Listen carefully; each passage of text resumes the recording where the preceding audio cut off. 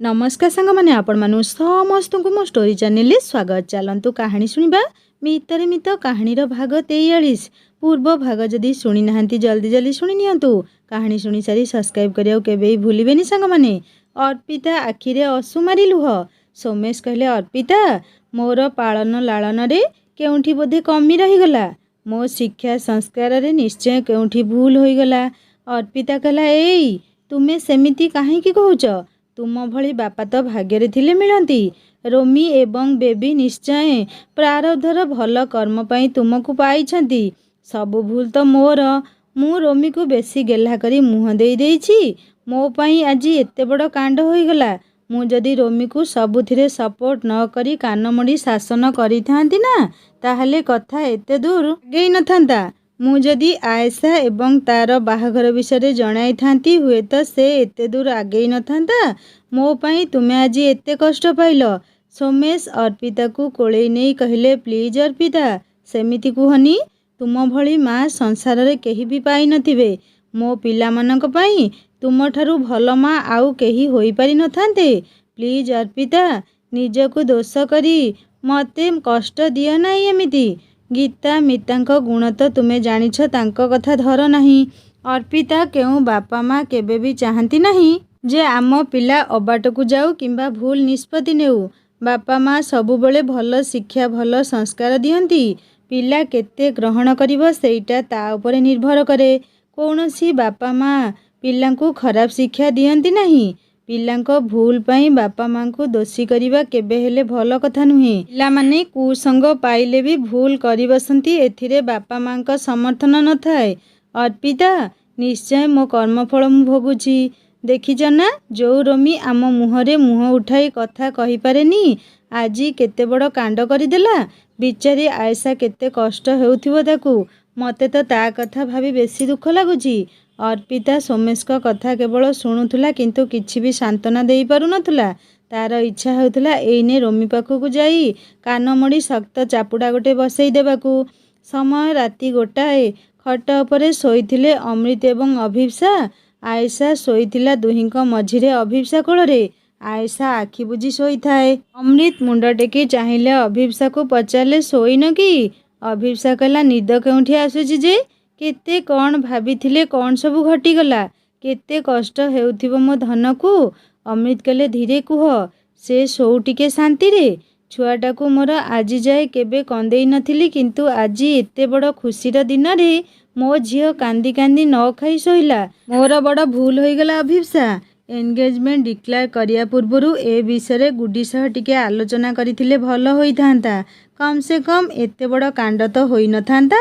अभिप्सा कहला एई प्लीज तुमे निजको काहेकि दोषी करूछ? मोर भी कौन कम भूल? मु 20 वर्ष तले भाव विहोल होई एते बड़ प्रतिज्ञा करिया बोधे बड़ भूल होईगला मोर। केमिति बुझिली नाही। पिला माने बड़ हेले सेमानकर निजस्व पसंद निजस्व इच्छा अलगा होइजियो बोली। आयशा शोई नथिला। शोइबार नाटक करुथुला केवल। सबु शुणुथुला शोई रही।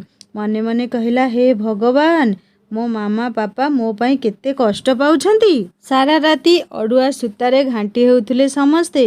बेबी भी सारा राति भाबुथा किए से रिधिमा। मोर इच्छा होउछि एबे जाई ता तंटी चिपी देबाकू।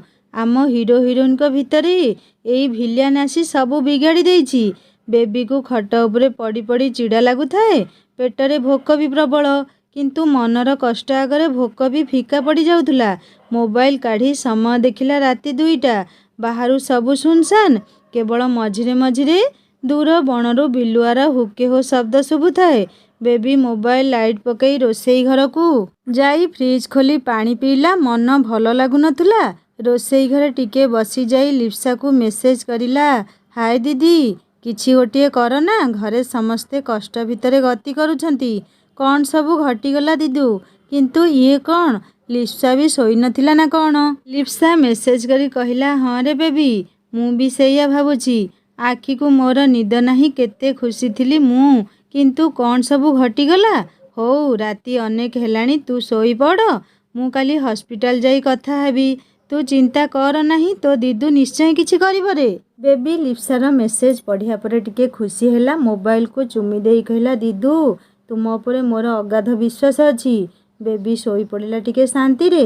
ସକାଳୁ ଉଠି ଅର୍ପିତା ନିତ୍ୟକର୍ମ ସାରି ରୋଷେଇ ଘରେ ରୋଷେଇ କରିବା ଭିତରେ ସୋମେଶ ନ ଖାଇ ନ ପିଇ କମ୍ପାନୀ ପଳେଇଲେ। ଅର୍ପିତା ସୋମେଶକୁ ଜଳଖିଆ ଖାଇବାକୁ ଡାକିବାକୁ ଯିବାକୁ ଯାଇ ଯେତେବେଳେ ଦେଖିଲା ସୋମେଶ ନାହାନ୍ତି, ଅର୍ପିତା ବ୍ୟସ୍ତ ହୋଇ ଏ ଘର ସେ ଘର ଖୋଜିଲା, କିନ୍ତୁ ନ ପାଇବାରୁ ଫୋନ୍ କରିବାରୁ ସୋମେଶ କହିଲେ, ଅର୍ପିତା ମୁଁ ଖାଇ ଦେଇଛି, ତୁମେ କାମ ସାରି ବାହାର, ମୁଁ ନେଇ ଆସିବି।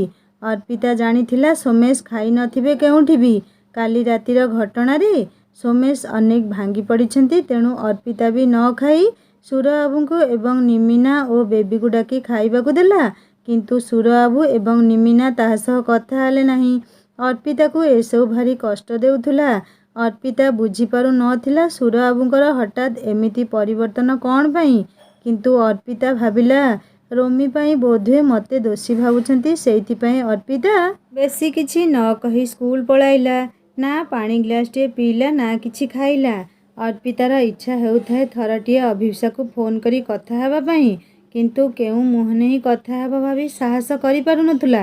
ଭାବୁଥିଲା ଚାନ୍ଦର ଅବସ୍ଥା ଯେ କ'ଣ ହେଉଥିବ କାଲିଠାରୁ। ଏତେ ବଡ଼ ଖୁସିର ଦିନରେ ଆଏଶା ଆଖିରେ ଲୁହ କେଉଁ ବାପା ମା ସହିବେ ଯେ। ଅର୍ପିତା ଏମିତି ଭାବି ଭାବି ସୋମେଶ ଆସିବାରୁ ଗାଡ଼ିରେ ବସିଗଲା। ବେବି ବି ସାଙ୍ଗରେ ଗଲା କଲେଜ। ବେବି ଜାଣିଥିଲା ସୋମେଶ କି ଅର୍ପିତା କାଲିଠାରୁ କିଛି ବି ଖାଇ ନାହାନ୍ତି। ବେବି କିନ୍ତୁ ଇଚ୍ଛା ନ ଥାଇ ବି ଆଳୁ ପରଟା ଖାଇ ଦେଇଥିଲା ସକାଳୁ ଭୋକ ସମ୍ଭାଳି ନ ପାରି। ସାଙ୍ଗରେ ସୋମେଶ ଏବଂ ଅର୍ପିତା ପାଇଁ ନେଇ ଆସିଥାଏ। ସମସ୍ତେ ଗାଡ଼ିରେ ବସିବା ପରେ ବେବି ଟିଫିନ୍ ଖୋଲି ସୋମେଶଙ୍କ ପାଟିକୁ ବଢ଼େଇ କହିଲା, ବାବା ଆଁ କର, ମୁଁ ଖୁଆଇଦେବି। ସୋମେଶ ଗାଡ଼ି ଚଲାଉଥାନ୍ତି, ସେଇଥିପାଇଁ କହିଲେ, ରହ ମା। ବେବି ଜିଦି କରି କହିଲା, ବାବା ଆଁ କର ନା ପ୍ଲିଜ୍, ତୁମେ ଖାଇନ ବୋଲି ମାମା ବି କିଛି ଖାଇନାହାନ୍ତି। ସୋମେଶ କାର୍ର ମିରର ଅର୍ପିତା ଆଡ଼କୁ କରି ପଛ ସିଟ୍ରେ ବସିଥିବା ଅର୍ପିତାକୁ ଚାହିଁ ପଚାରିଲେ, କ'ଣ ପାଇଁ ଖାଇଲ ନାହିଁ? ଅର୍ପିତା କହିଲା, ଭୋକ ନାହିଁ। ସୋମେଶ ବେବିକୁ କହିଲେ, ଦେ ମା, ମାମାକୁ ବି ଖୁଆଇ ଦେ। ବେବି ଗାଡ଼ି ଚାଲିବା ଭିତରେ ସୋମେଶ ଏବଂ ଅର୍ପିତାକୁ ଥର ଥର କରି ଖୁଆଇ ଦେଉଥାଏ। ସୋମେଶ ଅର୍ପିତାକୁ ପଚାରିଲେ, ଅଭିପ୍ସାକୁ ଫୋନ୍ କରିଥିଲ? ଅର୍ପିତା କହିଲା, କେଉଁ ମୁହଁରେ କରିବି, ସାହସ ପାଉନି ପରା। ସୋମେଶ କହିଲେ, ମୋର ବି ଅମୃତକୁ ଫୋନ୍ କରି କେମିତି ବୁଝେଇବି, କ'ଣ ବୁଝେଇବି ଭାବି ପାରୁନି। ବୁଝିପାରୁଛ ତ ଅର୍ପିତା? ସେମାନେ ଝିଅର ବାପା ମା। ଆଉ କାଲି ଯେଉଁଭଳି ପରିସ୍ଥିତିରେ ଯେଉଁ ମାହୋଲରେ ଏତେ ସବୁ ଘଟିଗଲା, କ'ଣ ଯେ ବିତୁଥିବ ସେମାନଙ୍କ ଉପରେ। ସୋମେଶଙ୍କ ପ୍ରଶ୍ନର ଉତ୍ତର ବି ଅର୍ପିତା ପାଖରେ ନଥିଲା। ଅର୍ପିତା ଏକଦମ ନୀରବ ରହିଲା। ଅଭିପ୍ସା ସକାଳୁ ଉଠି ନିତ୍ୟକର୍ମ ସାରି ଆଏଶାକୁ ଗେଲ କରି ଉଠେଇବାକୁ ଚେଷ୍ଟା କରି କହିଲା, ମାରେ ଧନ, ସକାଳ ହେଲାଣି, ଉଠିବୁ ନାହିଁ କି? ଅମୃତ ମିରରରେ ମୁଣ୍ଡ କୁଣ୍ଡାଉ କୁଣ୍ଡାଉ କହିଲେ, ଥାଉ ଅଭିପ୍ସା, ମୋ ଝିଅ ଶୋଉ କିଛି ସମୟ ଟିକେ ଶାନ୍ତିରେ। ଉଠିଲେ ଯେଉଁ ଦୁଃଖକୁ ସେଇ ଦୁଃଖ ତାକୁ ମାଡ଼ି ବସିବ।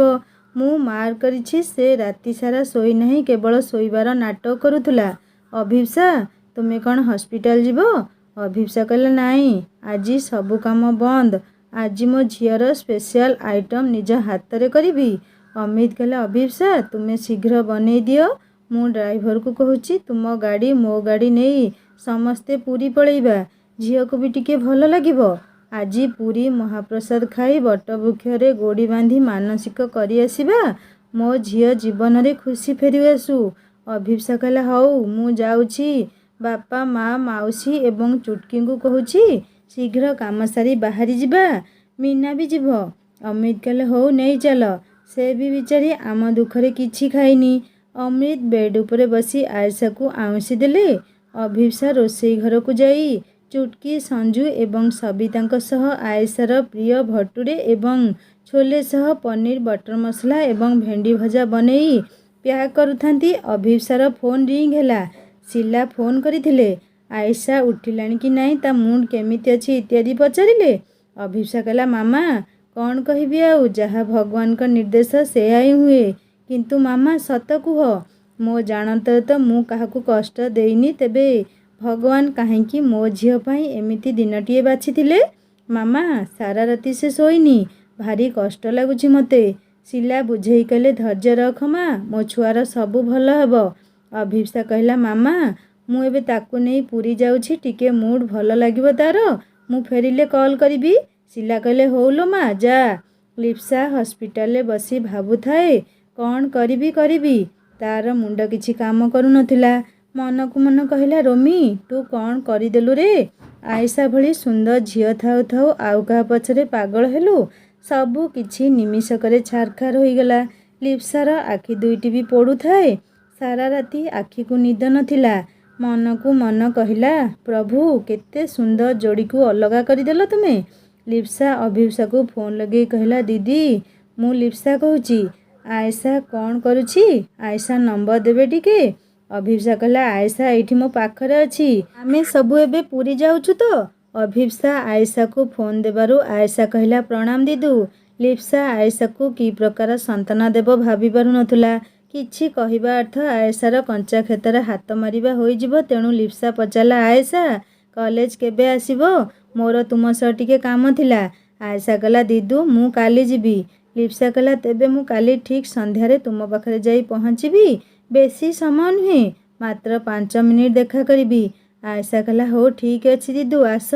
ଲିପ୍ସା ଫୋନ୍ ରଖି ଟିକେ ରିଲାକ୍ସ ହେଲା। ରୋମି କଲେଜ ଯାଇନଥିଲା କ୍ଲାସ୍ କରିବାକୁ। ତାର ମୁଡ୍ ଅଫ୍ ଥିଲା। ମନକୁ ମନ ପଚାରୁଥିଲା ନିଶ୍ଚିନ୍ତ ଭାବରେ ମୁଁ ଭୁଲ କରିଦେଲି। ସେଠି ସେମିତି ପରିବେଶରେ ମୋର ଏତେ ସବୁ ପାଲା କରିବାର ନଥିଲା। ମୋ ବାବା ମାମା କଷ୍ଟ ପାଇଲେ, ଅଙ୍କଲ ଆଣ୍ଟି ବି କଷ୍ଟ ପାଇଲେ, ଆଏଶା ବି ପ୍ରବଳ କଷ୍ଟ ପାଇଲା। କେମିତି ପିଲା ମୁଁ। ତା ଜନ୍ମଦିନରେ ତାକୁ ଏମିତି ଗିଫ୍ଟ ଦେଇଦେଲି ଯାହାକୁ ସେ ସାରା ଜୀବନ ଭୁଲିବ ନାହିଁ। କେତେ କାନ୍ଦିଥିବ ସେ। ଏହାପରେ ରୋମି ଲିସୁକୁ ଫୋନ୍ କରି ପଚାରିଲା ଲିସୁ ଆଏଶା ଆସିଛି? ଲିସୁ କହିଲା ନାଇଁ ଆସିନି। ରୋମି ଆଏଶାକୁ ଫୋନ୍ ଲଗାଇଲା। ଆଏଶା ଫୋନ୍ ସୁଇଚ୍ ଅଫ୍ ଆସିଲା। ରୋମି ଲିପ୍ସାକୁ ଫୋନ୍ ଲଗାଉଥାଏ। ରିଧିମାର ଫୋନ୍ ଆସିଲା। ରୋମି ଫୋନ୍ ଉଠେଇବାରୁ ରିଧିମା ରାଗ ତମତମ ହୋଇ କହିଲା ଆଚ୍ଛା ଜନ୍ମଦିନର ଖୁସି ଏଯାଏ ଯାଇନି ବୋଧେ ମନରୁ। କଲେଜ କ'ଣ ପାଇଁ ଆସିନ? ରୋମି କହିଲା ରିଧିମା ମୋ ମୁଣ୍ଡ ବିନ୍ଧା ହେଉଛି ପ୍ରବଳ। ରିଧିମା ରାଗି ଯାଇ କହିଲା ଅନିମେଷ କ'ଣ ଭାବୁଛ ତୁମେ ମୋତେ? ମୋତେ ଏତେ ସବୁ ନାଟକ ପସନ୍ଦ ନୁହେଁ ହେଲା। କାଲି ମୋ ଫୋନ୍ ବି କାଟିଦେଲ କ'ଣ ଭାବୁଛ ନିଜକୁ? ଶୁଣ ତୁମେ ମୋ ପଛରେ ପଡ଼ିଥିଲ ମୁଁ ନୁହେଁ ହେଲା। ଆଉ ହଁ ଶୁଣ ଶୀଘ୍ର ରେଡ଼ି ହୁଅ ଆମେ ଏବେ ଏଇନେ କୁଆଡ଼େ ବୁଲିବାକୁ ଯିବା। ମୋର ବି ଆଜି କ୍ଲାସ୍ କରିବାକୁ ଇଚ୍ଛା ହେଉନି। ରୋମି କହିଲା ପ୍ଲିଜ୍ ରିଧିମା ମୋତେ ବୁଝିବାକୁ ଚେଷ୍ଟା କର ମୋ ଦେହ ଭଲ ଲାଗୁନି। ରିଧିମା କହିଲା ମୁଁ କିଛି ଶୁଣିବି ନାହିଁ। ଆମେ କୁଆଡ଼େ ଯିବା ମାନେ ଯିବା। ତୁମେ କାଲି ସେ ଆଏଶା ବାର୍ଥଡେ କ'ଣ ପାଇଁ ପଳେଇଲ ମୋତେ ନ ପଚାରି? ତୁମେ ଯଦି ଆଜି ମୋ ସହ ନ ଯାଅ ତେବେ ସତ କହୁଛି ମୁଁ ବ୍ଲେଡ୍ରେ ହାତ କାଟିଦେବି। ରୋମି ରିଧିମାର ଏ ପ୍ରକାର ପାଗଳାମି ଦେଖି କହିଲା ହେ ଭଗବାନ କି ଝିଅ ତୁମେ। ହଉ ମୋତେ ଅଧଘଣ୍ଟା ସମୟ ଦିଅ ମୁଁ ବାହାରୁଛି। ରିଧିମା ଫୋନ୍ ରଖିବା ପରେ ଲିପ୍ସାକୁ ଫୋନ୍ କରିଲା। ଲିପ୍ସା ରାଗ ଗରଗର ହୋଇ କହିଲା କ'ଣ ପାଇଁ ଫୋନ୍ କଲୁ? ମରିଯାଇଛି ତ ଦିଦୁ ତୋ ପାଇଁ। ମନ ଶାନ୍ତି ହୋଇଗଲା ତ ତୋର କାଲି ଯାହା ସବୁ କରି? ରୋମି କହିଲା ଦିଦୁରେ ପ୍ଲିଜ୍ ତୁମେ ତ ମୋତେ ବୁଝିବାକୁ ଥରେ ହେଲେ ଚେଷ୍ଟା କର। ମୋର ସେମିତି କିଛି କରିବାର ନଥିଲା କିନ୍ତୁ ସମସ୍ତଙ୍କ ଭଳି। ଆଟଲିଷ୍ଟ ତୁମେ ତ ଖରାପ ଭାବନି ପ୍ଲିଜ୍ ଦିଦୁ ମୋତେ ବୁଝିବାକୁ ଥରେ ହେଲେ ଚେଷ୍ଟା କର। ଲିପ୍ସା କହିଲା କ'ଣ ଆଉ ବୁଝିବି? କ'ଣ ବି ବୁଝିବାକୁ ବାକି ରଖିଛୁ ତୁ? ଜାଣିଛୁ କେବଳ ପିଉସା ପିଉସୀ ନୁହେଁ ତୋ ମାମୁଁ ମାଇଁ ମାଉସୀ ମୁଁ ତୋ ଜିଜୁ ସମସ୍ତେ ଏଇ ଦିନକୁ ଅପେକ୍ଷା କରୁଥିଲୁ। କେଉଁଦିନ ତୋର ଆଉ ଆଏଶାର ବାହାଘର କଥା ତୁମେମାନେ ଜାଣିବ। ତୁ ଚଣ୍ଡାଳ କ'ଣ କଲୁ ରେ? ଜାଣିଛୁ ମୋର କ'ଣ ଇଚ୍ଛା ହେଉଛି? ମୋର ଇଚ୍ଛା ହେଉଛି ଏବେ ଯାଇ ତୋ ଗାଲରେ 2 ଶକ୍ତ ଚଟକଣା ବଜେଇ ଦେବାକୁ। କେତେ ସ୍ୱପ୍ନ ଥିଲା ମୋ ଅପାର ଆଉ ଅଭିପ୍ସା ଦିଦିଙ୍କର। ଆଏଶା ଜନ୍ମ ବି ହୋଇନଥିଲା। ତୁ ଏଡ଼ିକି ବକଟେ ହୋଇଥିଲୁ। ତତେ ଦେଖି ବାହାବେଦୀରେ ହିଁ ସେ ପାଣି ଟେକି ଦେଇଥିଲେ। ମୋର ଝିଅ ହେଲେ ରୋମି ସହ ତାର ବାହାଘର କରେଇବି। କେତେ ଆଶାରେ ଥିଲେ 2 ପରିବାର। ତୁ ଚୋର ଚଣ୍ଡାଳ କି ଦୁର୍ବୁଦ୍ଧି କଲୁ ରେ? ରୋମି କହିଲା ଦିଦୁ ତୁମେମାନେ ସମସ୍ତେ ଜାଣିଥିଲ ଯଦି ମୋତେ ତ କେବେ କହିନଥିଲେ କେହି। ଲିପ୍ସା କହିଲା କେମିତି କହିବୁ? ଆମେ ସମସ୍ତେ ତ ତୁମ ଦୁହିଁଙ୍କ ରିଲେସନ୍ ଦେଖି ଭାବୁଥିଲୁ ତୁମ ଭିତରେ କିଛି ଅଛି ବୋଲି। ଅମୃତ ପିଉସା ବି ଆଏଶାକୁ 18 ବର୍ଷ ହେଲେ ସରପ୍ରାଇଜ୍ ଗିଫ୍ଟ ଦେବେ ବୋଲି ମନେ ମନେ ସ୍ଥିର କରିଥିଲେ। କିନ୍ତୁ ଭଲ ସରପ୍ରାଇଜ୍ ମିଳିଗଲା ତାଙ୍କୁ ବି। ବିଚାରୀ ଆଏଶା କେତେ କାନ୍ଦିଛି କାଲି କେତେ କଷ୍ଟ ପାଇଛି। ରୋମି କହିଲା ଦିଦୁ ବହୁତ ବଡ଼ ଭୁଲ ହୋଇଗଲା ମୋର। ଲିପ୍ସା କହିଲା ଏଇ ରୋମି ଶୁଣ ମୋ ଭାଇଟାରେ ମୋ ସୁନା ମୋ ଧନଟାରେ ଏବେ ବି କିଛି ବିଗିଡ଼ି ନାହିଁ। ତୁ ବାଟକୁ ଫେରି ଆସେ। ଘରେ କହିଦେ ଆଏଶାକୁ ବିବାହ କରିବା କଥା ସବୁ କିଛି ଠିକ୍ ହୋଇଯିବ ରେ। ରୋମି କହିଲା ଦିଦୁ ତୁମେ ବି ବଡ଼ ଅଜବ। ତୁମେ କୁହ ତ ଭଲ ପାଇବା କ'ଣ ଜବରଦସ୍ତ ହୁଏ? ପ୍ରେମ ତ 2 ହୃଦୟର ସମ୍ପର୍କ। ମୋତେ ରିଧିମା ପସନ୍ଦ ଦିଦୁ। ଲିପ୍ସା କହିଲା ହଉ ଠିକ୍ ଅଛି ତୋର ଯାହା ଇଚ୍ଛା ସେଇଆ କର, କିନ୍ତୁ ମୋତେ ଫୋନ୍ କରିବୁ ନାହିଁ। ତୋ ଦିଦୁ ମରିଯାଇଛି ତୋ ପାଇଁ। ରୋମି ଦିଦୁ ଦିଦୁ ହେଉଥାଏ ଲିପ୍ସା ଫୋନ୍ କାଟିଦେଲା। ରୋମି 2-3 ଥର ଫୋନ୍ କରିବା ପରେ ଲିପ୍ସା ଫୋନ୍ ସୁଇଚ୍ ଅଫ୍ କରିଦେଲା। ରୋମି ଲିପ୍ସା ସୁଇଚ୍ ଅଫ୍ କରିବା ପରେ ମନକୁ ମନ କହିଲା, ଆରେ ଦିଦୁ, ତୁମେ ତ ମୋତେ ବୁଝିବା ପାଇଁ ଚେଷ୍ଟା କର। କାହିଁକି ମୋତେ ସମସ୍ତେ ଏମିତି ଏକୁଟିଆ କରିଦେଉଛ? ମୋର କ'ଣ ଭୁଲ? କିଏ ବୁଝିବ ମୋ କଥା? ହଁ ହଁ, ମାମା ହିଁ ଠିକ୍ ବୁଝିବେ। ମୋ ମାମା ହିଁ ମୋତେ ଠିକ୍ ବୁଝିପାରିବେ। ରୋମି ଅର୍ପିତାକୁ ଫୋନ୍ କରିଲା। 2 ଥର କଲ୍ ପରେ ଅର୍ପିତା ଫୋନ୍ ଉଠାଇ ହଠାତ୍ କହିଲା, କାହିଁକି ଫୋନ୍ କରିଛୁ? ମାମା ବଞ୍ଚିଛି କି ନାହିଁ ଜାଣିବା ପାଇଁ ଫୋନ୍ କରିଛୁ? ମରିଯାଇଛି ତୋ ମାମା। ତୁ ମାରିଦେଇଛୁ ନିଜ ହାତରେ। ମୋର କ୍ଲାସ୍ ଅଛି, ମୁଁ ରହୁଛି। Bye, take care. ରୋମି କହିଲା, ପ୍ଲିଜ୍ ମାମା, ପ୍ଲିଜ୍ ମୋ କଥା ଟିକେ ଶୁଣ। ଅର୍ପିତା କହିଲା, କିଛି ଶୁଣିବାର ନାହିଁ। ଯାହା ତ କରିଛୁ ତୋ ବାବାଙ୍କ ମୁଣ୍ଡ ପୁରା ଉଚ୍ଚ କରିଦେଇଛୁ। ଆଉ ହଁ ଶୁଣ, ମୋତେ ଫୋନ୍ କରିବୁ ନାହିଁ। ବାବା ତୋର ଯାହା ଟଙ୍କା ଦରକାର ଡ୍ରାଇଭର ହାତରେ ହଷ୍ଟେଲ ପଠେଇ ଦେବେ। ତୋର ଏବେ ଘରକୁ ଆସିବା ବି ଦରକାର ନାହିଁ। ବାବା ତୋ ମୁହଁ ଚାହିଁବା ପାଇଁ ରାଜି ନୁହନ୍ତି। ଅର୍ପିତା ଫୋନ୍ ଥୋଇଦେଇ ନିଜ ଅଫିସ୍ ଭିତରେ ଖୁବ୍ କାନ୍ଦିଲା। ଆଖିର ଲୁହ ବୋଲ ନ ମାନି ଅନବରତ ଗଡ଼ିବାକୁ ଲାଗିଲେ। କାନ୍ଦି କାନ୍ଦି କହିବାକୁ ଲାଗିଲା, ମୋତେ କ୍ଷମା କରିଦେ ଧନ। ବାଧ୍ୟ ହେଉଛି ମୁଁ ତୋତେ ଏମିତି ହାର୍ଡ଼ କଥା କହିବା ପାଇଁ। କ'ଣ କରିଦେଲୁ ତୁ? ସବୁ କିଛି ମାଟିରେ ମିଶେଇ ଦେଲୁ। ତୋ ବାବାଙ୍କ କଷ୍ଟ ମୁଁ ସହିପାରୁନି ରେ। ଅର୍ପିତା କାନ୍ଦୁଥାଏ। ଅଭିପ୍ସାର ଫୋନ୍ ଆସିଲା। ଅର୍ପିତା ଆଖି ଲୁହ ପୋଛି କହିଲା, ହଁ ଚାନ୍ଦ କହ। ଅଭିପ୍ସା ପଚାରିଲା, ଏ ଚାନ୍ଦ, କ'ଣ ହେଇଛି? ତୋ ଭଏସ୍ ଅଲଗା ଲାଗୁଛି, କ'ଣ କାନ୍ଦୁଥିଲୁ କି? ଅଭିପ୍ସା କଥାରେ ଅର୍ପିତା ଇମୋସନାଲ୍ ହୋଇଯାଇ କହିଲା, ଚାନ୍ଦ ଲୋ, ମୋତେ କ୍ଷମା କରିଦେ ଲୋ ଚାନ୍ଦ। ମୋ ପାଇଁ ଏତେ ସବୁ ଘଟିଗଲା। ଅଭିପ୍ସା କହିଲା, ଏ ଚାନ୍ଦ, ତତେ ମୋ ରାଣ ଲୋ, ତୁ ଏମିତି କାନ୍ଦେନି, ନହେଲେ ମୋତେ କଷ୍ଟ ହେବ। ଏଇ ଶୁଣୁ, ମୋ କଥା ସବୁବେଳେ ମନେ ରଖିବୁ। ଯାହା ଘଟିବାର ଥାଏ ଘଟେ। ଆମେ ଯେତେ ବାଡ଼େଇ ଛାଟି ହେଲେ କ'ଣ ହେବ? ଅର୍ପିତା କହିଲା, କେମିତି ନିଜକୁ ବୁଝେଇବି କହ? ଶେଷରେ ମୋରି ପୁଅ ହିଁ ମୋତେ ଧୋକା ଦେଇଦେଲା। ଆମ ସମ୍ପର୍କରେ କଳଙ୍କ ଲଗେଇଦେଲା। ଅଭିପ୍ସା କହିଲା, ଏ ଚାନ୍ଦ ଶୁଣୁ, ଦୁନିଆର କୌଣସି ଶକ୍ତି ଆମ ସମ୍ପର୍କ ଉପରେ ଆଞ୍ଚ ଆଣିପାରିବ ନାହିଁ ଲୋ। କାଲି ବି ତୋ ସହ ଯେମିତି ସମ୍ପର୍କ ଥିଲା ଆଜି ବି ରହିବ, ଆସନ୍ତା କାଲି ବି ସେମିତି ରହିବ, ବୁଝିଲୁ? ଆଉ ତୁ ଏତେ କାନ୍ଦେନି। ପିଲାମାନେ ବଡ଼ ହେଲେଣି, ତାଙ୍କ ନିଷ୍ପତ୍ତି ସେମାନେ ନେବେ। ହଉ ଶୁଣୁ, ମୁଁ ଆয়েଶାକୁ ନେଇ ପୁରୀ ଯାଉଛି, ଫେରିଲେ କଥା ହେବି। ଅଭିପ୍ସା ଫୋନ୍ ରଖି ଆয়েଶା ମୁଣ୍ଡକୁ ନିଜ ଛାତି ଉପରକୁ ଆଉଜେଇ ଦେଇ କହିଲା, ମାରେ, ତୋ କଷ୍ଟ ପାଇଁ କେବଳ ମୁଁ ଦାୟୀ। ଆয়েଶା କହିଲା, ନାଇଁ ମାମା, ସେମିତି କାହିଁକି ଭାବୁଛ? ଏବେ ପରା ତୁମେ ଆଣ୍ଟିଙ୍କୁ ବୁଝଉଥିଲ। ପ୍ଲିଜ୍ ମାମା, ରିଲାକ୍ସ। ରୋମି ଫୋନ୍ ଥୋଇ ଗଡ଼ୁଥାଏ, ଆଖିରେ ତାର ଲୁହ। ରିଧିମା ଫୋନ୍ କରି କହିଲା, ହେ ହ୍ୟାଣ୍ଡସମ୍, ରେଡ଼ି ତ? ରୋମି କହିଲା, ପ୍ଲିଜ୍ ରିଧିମା, ମୋତେ ବାଧ୍ୟ କରନି, ମୋ ମୁଡ୍ ଅଫ୍ ଅଛି। ରିଧିମା କହିଲା, ଆସ ନା, ବୁଲି ଆସିଲେ ମୁଡ୍ ଠିକ୍ ହେଇଯିବ। ରୋମି କହିଲା, ପ୍ଲିଜ୍ ଟ୍ରାଏ ଟୁ ଅଣ୍ଡରଷ୍ଟାଣ୍ଡ ମି। ରିଧିମା କହିଲେ, ଓକେ ଓକେ, ତେବେ ମୁଁ ତୁମ ରୁମ୍କୁ ଆସିଯାଉଛି। ରୋମି କ'ଣ ଭାବିଲା କେଜାଣି କହିଲା, ରିଧିମା 10 ମିନିଟ୍ ଟାଇମ୍ ଦିଅ, ମୁଁ ଆସୁଛି। ରୋମି ରିଧିମା ସହ ବୁଲିବାକୁ ଗଲା ସତ, ମନ ତାର ରିଧିମା ସହ ଶାନ୍ତି ପାଉନଥାଏ। ରିଧିମା ରୋମିର ହାତରେ ହାତ ଛନ୍ଦି ବଟନିକାଲ ଗାର୍ଡେନ ବୁଲି ଗପୁଥାଏ ଅନର୍ଗଳ, କିନ୍ତୁ ରୋମିର ଧ୍ୟାନ ନଥାଏ, କେବଳ ହଁ ମାରୁଥାଏ। ରିଧିମା ରାଗିଯାଇ କହିଲା, ଅନିମେଷ, ମୁଁ ଏଠି ପାଗଳ ଭଳି ଗପି ଚାଲୁଛି, ତୁମେ କୁଆଡ଼େ ଅନ୍ୟମନସ୍କ ଅଛ। ପ୍ଲିଜ୍ ଅନିମେଷ, ମୋର ଏସବୁ ପସନ୍ଦ ନୁହେଁ। ରୋମି କହିଲା, ପ୍ଲିଜ୍ ରିଧିମା, ପ୍ଲିଜ୍ ମୋ କଥା ଶୁଣ। ମୋ ଦେହ ଭଲ ଲାଗୁନି, ସେଇଥିପାଇଁ ମୁଡ୍ ଭଲ ନାହିଁ। ରିଧିମା ଅନିମେଷ ପିଠିରେ ନାଉ ହୋଇଯାଇ କହିଲା, ପ୍ଲିଜ୍ ମୋତେ ବୁଲାଅ। ରୋମି କହିଲା, ପ୍ଲିଜ୍ ରିଧିମା, ଏଠି ଲୋକମାନେ ଅଛନ୍ତି, ତୁମର ଇଏ କି ପାଗଳାମି? ରିଧିମା କହିଲା, ହଉ ଠିକ୍ ଅଛି, ଚାଲ ଏବେ। ରୋମି ପଚାରିଲା, କୁଆଡ଼େ? ରିଧିମା କହିଲା, କଲେଜ। ତୁମକୁ ମୋ ସହ ଭଲ ଲାଗୁନି, ତୁମ ମୁଡ୍ ଯାଏ କୁଆଡ଼େ? ମୁଁ କ'ଣ ପାଇଁ ଏଠି ବୁଲିବି? ଅନିମେଷ ଗୋଟିଏ ଝିଅ ଗୋଟେ ପୁଅକୁ ଯେତେବେଳେ ଭଲ ପାଏ ଏକାନ୍ତ ସ୍ଥାନକୁ କାହିଁକି ନେଇଯାଏ କ'ଣ ଜାଣିନ? ହେଲେ ମୁଁ ତୁମ ଆଗରେ ଥାଇବି, ତୁମର କିଛି ରିଆକ୍ସନ୍ ନାହିଁ ନା? ପ୍ରେମରେ 2 ପଦ କଥା ନା ଗେଲ? ତୁମେ ଚାଲ ଏବେ, ମୁଁ ଏଠି 1 ମିନିଟ୍ ବି ରହିପାରିବିନି। ରୋମି ରିଧିମାର ହାତ ଧରି ଟାଣି ନେଇ ବସେଇ କହିଲା, ଏ ରିଧିମା, ଏମିତି ରାଗିଲେ କେମିତି ହେବ?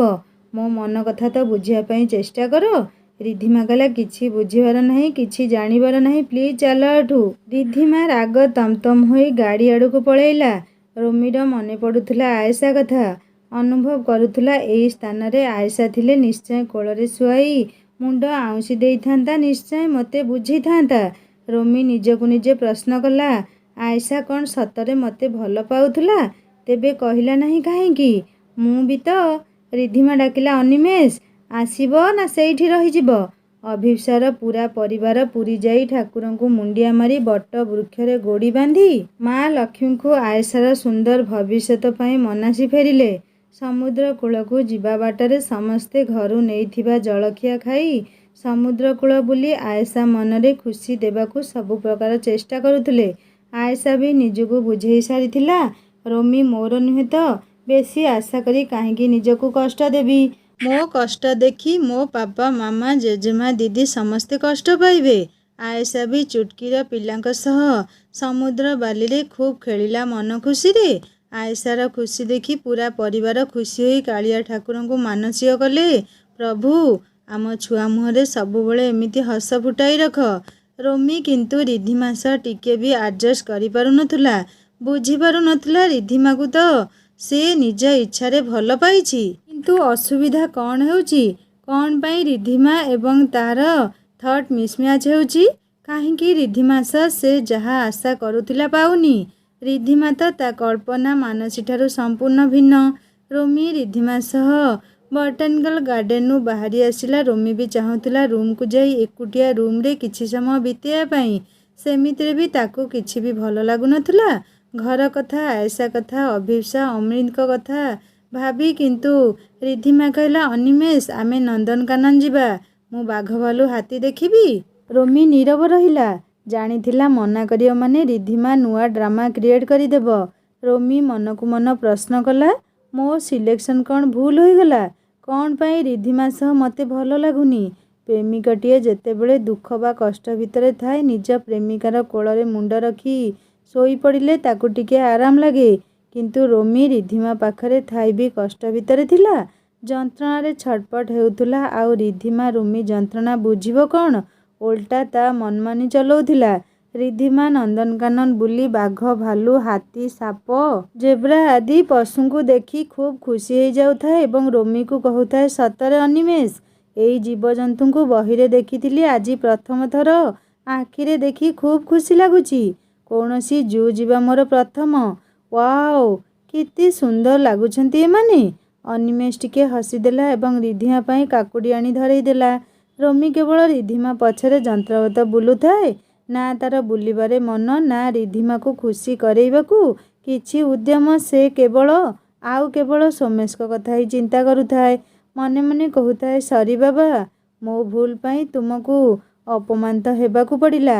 ରିଧିମା ବୁଲି ବୁଲି ଯେତେବେଳେ ଥକି ପଡ଼ିଲା, ରୋମିକୁ କହିଲା, ଅନିମେଷ ଆମେ କୌଣସି ଢାବାରେ ଖାଇ ଫେରିଯିବା କଟକ, ମୋର ଆଉ ବଳ ପାଉନି। ରୋମି କହିଲା, ହଉ ଠିକ୍ ଅଛି।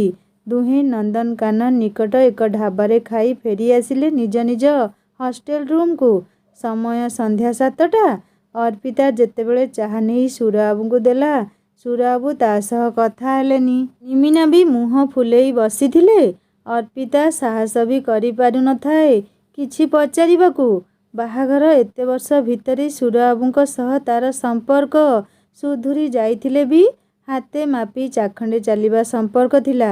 କହିବାର ମାନେ ସେମାନଙ୍କ ଭିତରେ ଏକ ପାଚେରୀ ଛିଡ଼ା ହୋଇ ରହିଥିଲା। ଦୁହେଁ ଦୁହିଁଙ୍କ ସମ୍ମାନକୁ ଜଗି କଥା ହୁଅନ୍ତି। ନା ବେଶୀ ମିଶନ୍ତି, ନା ବେଶୀ ଦୁଃଖ ସୁଖ।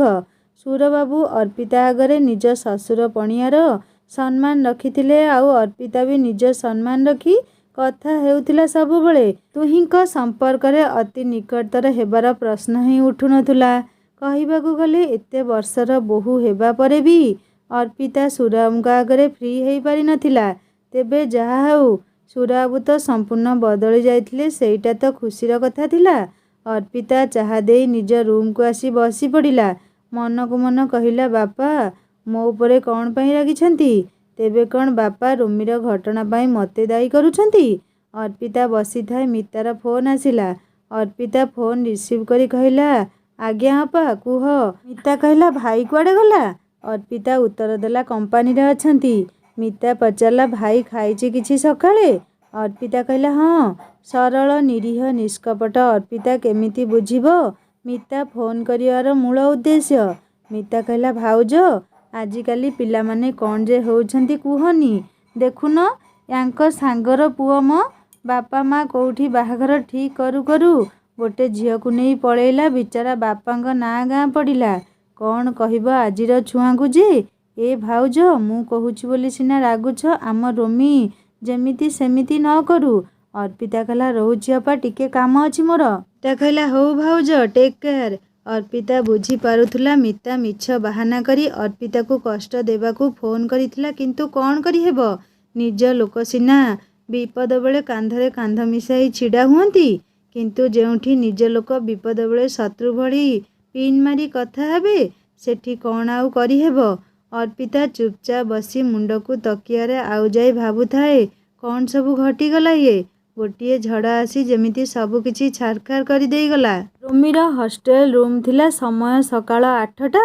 ରୋମି ବିଛଣାରେ ପଡ଼ିଥାଏ ସେମିତି ଅଳସୁଆଙ୍କ ଭଳି। 2 ଦିନ ହେବ ଜୀବନ ତାର ସମ୍ପୂର୍ଣ୍ଣ ଅସ୍ତବ୍ୟସ୍ତ ହୋଇଯାଇଛି। ନା ଖିଆପିଆ ଠିକ୍ ଅଛି, ନା ପାଠପଢ଼ା। 2 ଦିନ ହେବ ଅର୍ପିତା କି ସୋମେଶଙ୍କର ବି ଗୋଟେ ହେଲେ ଫୋନ୍ ନାହିଁ। ରୋମିକୁ ଯିଏ ପ୍ରତିଦିନ ସକାଳୁ ଏବଂ ରାତିରେ ଯେତେ କାମ ଥିଲେ ବି ଫୋନ୍ ନ କରି ରହିପାରନ୍ତି ନାହିଁ, ସେମାନଙ୍କର 2 ଦିନ ହେବ ଗୋଟେ ବି ଫୋନ୍ ନାହିଁ। ବେବି ବି ଫୋନ୍ ରିସିଭ୍ କରୁନି। ରୋମି ଏସବୁ ପାଇଁ ନିଜେ ହିଁ ଦାୟୀ ବୋଲି ଜାଣି ବି କଷ୍ଟ ପାଉଛି। ରୋମି ଶୋଇଥାଏ। ତାର ରୁମ୍ମେଟ୍ ଲକ୍ଷ୍ମୀକାନ୍ତ ଡାକିଲା, ଏଇ ଅନିମେଷ, କ'ଣ ଆଜି ବି କ୍ଲାସ୍ ଯିବୁନି ନା କ'ଣ? ପରୀକ୍ଷା ଆଉ କେତେ ଦିନ ରହିଲା?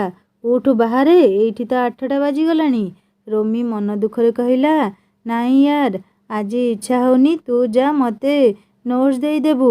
ଲକ୍ଷ୍ମୀକାନ୍ତ କିଛି ନ କହି ନିଜେ ଡ୍ରେସ୍ ପିନ୍ଧିବାକୁ ଲାଗିଲା। ରୋମିର ଫୋନ୍ଟା ବାଜି ଉଠିବାରୁ ରୋମି ମୁଣ୍ଡ ଟେକି ମୋବାଇଲ ଦେଖିଲା। ରିଧିମା ଫୋନ୍ କରିଛି। ରୋମି କହିଲା, ମଲା ମଣିଷ। ଲକ୍ଷ୍ମୀକାନ୍ତ ପଚାରିଲା, କିଏ କି? ରୋମି କହିଲା, ରିଧିମା ଫୋନ୍ କରିଛି।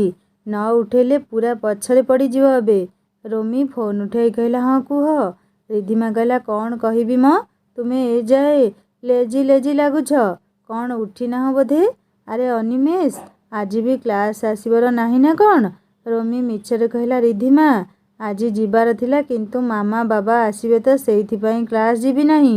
ରିଧିମା କହିଲା, ଏଇ ଅନିମେଷ, ମୋ ଶାଶୁ ଶ୍ୱଶୁର ଆସୁଛନ୍ତି, ମୋତେ ସାକ୍ଷାତ କରେଇବ ନାହିଁ? ଏଇ ଅନିମେଷ, ପ୍ଲିଜ୍ ପ୍ଲିଜ୍, ମୋତେ ତୁମ ମମି ପାପାଙ୍କ ସହ ପରିଚିତ କରାଅ ନା। ସେମାନେ ବି ତାଙ୍କ ୱାନ୍ ଆଣ୍ଡ ଓନ୍ଲି ବୋହୂକୁ ଦେଖିବା ଦରକାର।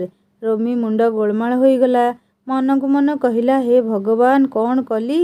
ମିଛ କହି ବଞ୍ଚିବି କ'ଣ, ଓଲଟା ଫସିଗଲି। ରୋମି କହିଲା, ରିଧିମା, ମାମା ବାବା ଜେଜିମାଙ୍କୁ ନେଇକି ଆସିବେ। ତାର କ'ଣ ହାର୍ଟ ପ୍ରୋବ୍ଲେମ୍ ବାହାରିଛି ତ, ସେ ପୁଣି ସିରିୟସ୍। ସେଇଥିପାଇଁ ରିଧିମା, ଏମିତି ଏକ ଦୁଃଖ ସମୟରେ ମୋର ତୁମକୁ ତାଙ୍କ ସାମ୍ନାକୁ ନେବା ଉଚିତ ହେବ ନାହିଁ। ରିଧିମା କହିଲା, ଓ ସରି ଅନିମେଷ, ତୁମେ ଏସବୁ ମୋତେ ପ୍ରଥମରୁ କହିବାର ଥିଲା ନା। ଆଚ୍ଛା, ରହୁଛି ଏବେ, କ୍ଲାସ୍ ଯିବି। କ୍ଲାସ୍ ସାରି ତୁମକୁ ଦେଖା କରିବି। ରୋମି କହିଲା, ୟା ସିଓର। ରିଧିମା ଫୋନ୍ କାଟିବା ପରେ ରୋମି ମୁଣ୍ଡରେ ହାତ ଦେଇ କହିଲା, ହେ ଭଗବାନ, ଏ ପ୍ରେମ ମୋ ଦ୍ୱାରା କ'ଣ କ'ଣ ଆଉ କରେଇବ କେଜାଣି? ମୋତେ ମିଛ କହିବା ପାଇଁ ପଡ଼ିଲା ଶେଷରେ। ଲକ୍ଷ୍ମୀକାନ୍ତ ହସି ଦେଇ କହିଲା, ये प्यार बड़ी अजब है, सुना है आज देख रहा हूँ मैं। रोमी कहला, हे रख म तो प्रेम, एठी मनीष भल फसीछि। लक्ष्मीकांत हसी दे कहला, बेस्ट ऑफ लक हीरो, ये तो ट्रेलर मात्र, आग को आहुरी बाकी अछि। लक्ष्मीकांत बाहरी गला कैंटीन आड़े ब्रेकफास्ट करी क्लास करिब। रोमी बसी थाए चुपचाप। पुणी फोन रिंग हेबारू रोमी फोन न देखी कहला, ओहो, बड़ अजब झियो ये। रोमी फोन आड़कू मुह बुले जेतेबेले देखिला लिसु फोन करिछि। रोमी धड़से फोन उठाई कहला, हालो लिसु, हाँ कह। लिसु कहला, हीरो, आज आम मैडम आसुछंती हेला, बाटर हेइछंती। रोमी खुशी हो जाई कहला, ओ thank you sweetheart. Romi phone रखी फटाफट काम सारी कैंटीन अल्प किछि खाई देई सीधा रोड आड़कू जीवाकू बाहरिछि। देखिला आयशा ट्रली बैग धरी मुह को तलकू पोती आसुची। रोमी दौड़ी जाई आयशा हाथरू बैग छड़ाई हाथ बढ़ई कहला, मो टिफिन काई?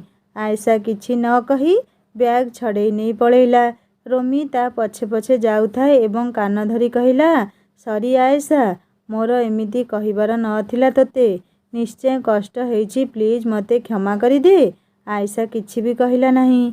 रोमी पछे पछे जाई कहला, प्लीज आयशा, मो सह कथा हो, तू कथा न हेले मते भल लागिबो नहीं। आयशा टिके भी रिप्लाय न दे जल्दी जल्दी चली चली हॉस्टल आड़े पड़ेला। ବ୍ୟାଗ୍ ଥୋଇ କ୍ଲାସ୍କୁ ଗଲା ସିଧା। ରୋମି ତା ପଛେ ପଛେ ଗୋଡ଼ାଇ ସରି କହୁଥିବାର ରିଧିମା ନଜରରେ ପଡ଼ିଯାଇଥିଲା। ସେ ରକ୍ତ ଚାଉଳ ଚୋବାଇ ରହିଥାଏ। କ୍ଲାସ୍ ଟାଇମ୍ ହୋଇଯିବାରୁ ଚୁପ୍ ଥାଏ କେବଳ। କ୍ଲାସ୍ ଚାଲୁଥିଲା କିନ୍ତୁ ରୋମି ଆଏଶା ଆଡ଼କୁ ଚାହିଁ କାନ ଧରି ଠାରି କରି ସରି କହୁଥାଏ। ଆଏଶା ଆଡ଼େଇ ଆଡ଼େଇ ଚାହୁଁଥିଲେ ବି ନ ଦେଖିଲା ଭଳି ବ୍ୟବହାର କରୁଥାଏ। ଏସବୁ ଘଟଣା କିନ୍ତୁ ରିଧିମା ନଜରରେ ସ୍ପଷ୍ଟ ଭାବରେ ପଡ଼ୁଥିଲା ଏବଂ ସେ ରାଗି ପାଚି ପଞ୍ଚମ ହୋଇଯାଇଥିଲା। ଲଞ୍ଚ ଟାଇମ୍ ଯେମିତି ହୋଇଛି। ରୋମି ଆଏଶା ଆଡ଼କୁ ଯିବା ପୂର୍ବରୁ ରିଧିମା ରୋମିର ହାତ ଧରି ଟାଣି ନେଇଗଲା କ୍ଲାସ୍ ରୁମ୍ ଫ୍ରଣ୍ଟରେ ଥିବା ଖୋଲା ସ୍ଥାନକୁ। କହିଲା, ଏ କ'ଣ ଅନିମେଷ, କ'ଣ ପାଇଁ ତା ପଛରେ ପଡ଼ିଛ? ସେ ଆସିଲା ବେଳଠୁ ମୁଁ ଦେଖୁଛି ତୁମେ ତା ପଛରେ କାନ ଧରି ଗୋଡ଼ାଉଛ। କ'ଣ ଭୁଲ କରିଛ ତୁମେ? କ'ଣ ସେ ଏତେ ଭାଉ ଦେଖାଉଛି? କ'ଣ ନିଜକୁ ବିଶ୍ୱ ସୁନ୍ଦରୀ ଭାବୁଛି? ଏବେ ପାନେ ଦେଉଛି ତାକୁ। ଏକାଥରେ ସବୁ ଭାଉ ଛାଡ଼ିଯିବ। ରୋମି ରିଧିମାର ହାତ ଧରି ନେଇ କହିଲା, ପ୍ଲିଜ୍ ଷ୍ଟପ୍ ଇଟ୍ ରିଧିମା। ଏଇଟା ଆମ ଫ୍ୟାମିଲି ମ୍ୟାଟର। ଆଉ ତୁମକୁ କହିଦେଉଛି, ସେ କେବଳ ମୋ ସାଙ୍ଗ ନୁହେଁ। ମୋ ମାମା ବାବାଙ୍କର ତାଙ୍କ ପରିବାର ସହ ଏମିତି ଏକ ରିଲେସନ୍। ମୁଁ ତା ଗୋଡ଼ ତଳେ ପଡ଼ିଲେ ବି ଆମ ଘରେ କେହି ବି ଖରାପ ଭାବିବେ ନାହିଁ। ସେ ମୋ କଲେଜ ସାଙ୍ଗ ନୁହେଁ, ସେ ମୋ ପିଲାଦିନର ସାଙ୍ଗ। ତା ଜନ୍ମରୁ ମୁଁ ତାକୁ ଦେଖି ଆସିଛି। ଏଇ ହାତରେ କୋଳେଇ କାଖେଇ ଗେଲ କରିଛି। ରିଧିମା ସବୁ ଶୁଣି କହିଲା, ଓ ଆଇ ସି। ଆପଣମାନେ ତ ବୁଝିପାରୁଥିବେ କାହାଣୀ ଆଗକୁ ବହୁତ ଇଣ୍ଟରେଷ୍ଟିଂ ହେବ। ଶୁଣିବା ପାଇଁ ଅନୁରୋଧ ରହିଲା। ଦେଖନ୍ତୁ ନା, ଲେଖୁ ଲେଖୁ କାହାଣୀ ବହୁତ ବଡ଼ ହୋଇଗଲାଣି। ରହୁଛି, ପୁଣି ଦେଖାହେବ ନେକ୍ସଟ ପାର୍ଟରେ। କେମିତି ଲାଗିଲା କାହାଣୀ କମେଣ୍ଟ କରି ଜଣାଇବେ। ଆଉ ଯଦି ଭଲ ଲାଗିଥାଏ ସବସ୍କ୍ରାଇବ୍ କରି ବେଲ୍ ଆଇକନ୍ ଦବାଇ ଦେବେ। ନମସ୍କାର, ଜୟ ଜଗନ୍ନାଥ।